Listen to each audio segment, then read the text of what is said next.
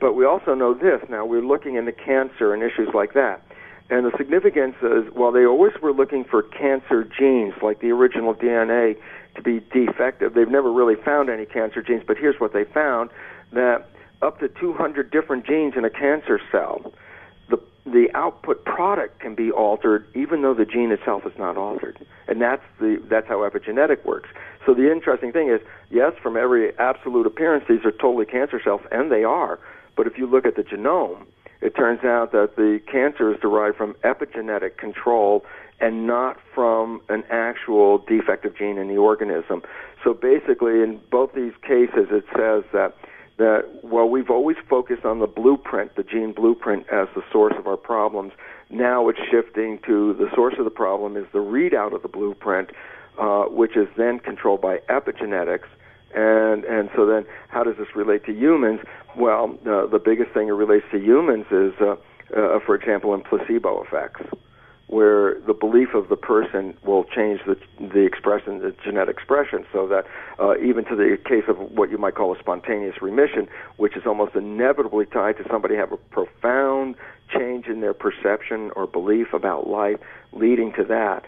So we're finding that epigenetics can be responsible for diseases, but it also, through a concept called the placebo effect, epigenetics can also be responsible for healing. Mm-hmm. It's a very powerful healing modality, and I'm wondering if you, in your understanding and review of the research and personal experience, believe that there's any specific restrictions or limitations of the technology. I mean, are there any absolutes that you can think that might limit how you can use that? Well, and this is hard for me to say coming from the allopathic conventional world of life. No, I don't think there are limitations. The only limitations, I believe, are on the environmental fields, which influence the perceptions. And as a result, then other people's beliefs and attitudes around you are part of what you are perceiving. And since perception controls epigenetics, then our philosophy, our cultural things that are going on around us, the beliefs of others, also then become part of that field, which then can control epigenetics. And it could totally impact what you can do. And now I can take one further step of weirdness from an allopathic scientist and go like this and say, look, I wasn't even raised in the Christian tradition, right? But the reality is when Jesus actually said you could renew your life with your beliefs, this now in an understanding of epigenetics is actually profoundly true. This is exactly how it works. And it was interesting because he used to come off with the phrase something like you see me do all these miracles, but you can do them maybe even better than I can do them, but you don't believe in it, which again is the epigenetics. But why I was bringing this up is an important instructional part of that same storyline. And it goes like this, and I have to paraphrase it, not being a religiously trained person, but essentially Jesus could not do miracles in his own hometown. And the relevance about, what was he different than if he was in this town or this town? Why couldn't he do the miracles in his own hometown? And the answer is because the field of energy in his own hometown was that the people that saw him grow up had no belief in him being able to do this.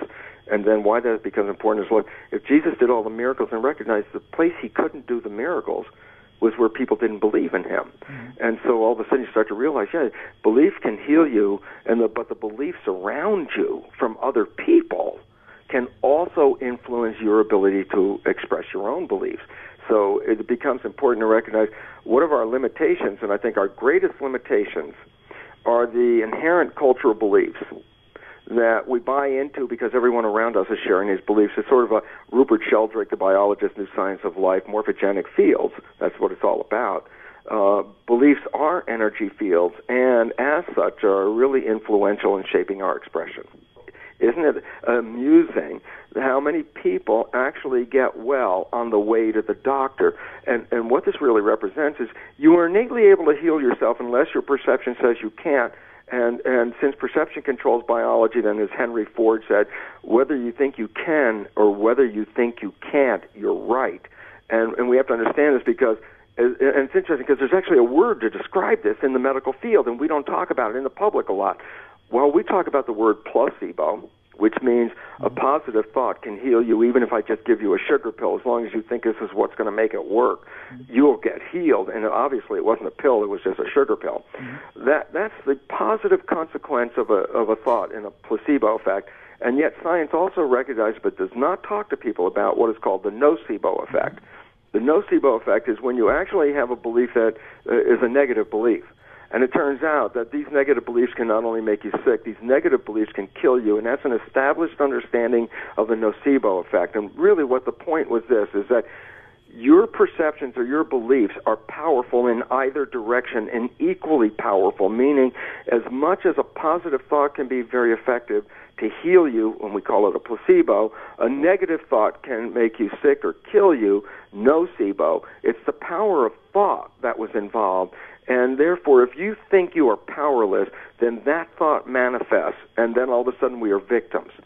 And this is an unfortunate situation because it is a programming of victimization. There's been history and years of histories of people healing themselves that conventional medicine even denies, and it's right in front of their face. And the reality is, because if you own it, then you have to say, well, if it works, why can't I use it? And that becomes the problem, because basically we've discounted forever the concept of mind and belief because we bought into the concept of genes. And so then you say, oh, no, it had nothing to do with you. It had to do with your genes. It's like, no, the new science has everything to do with your belief.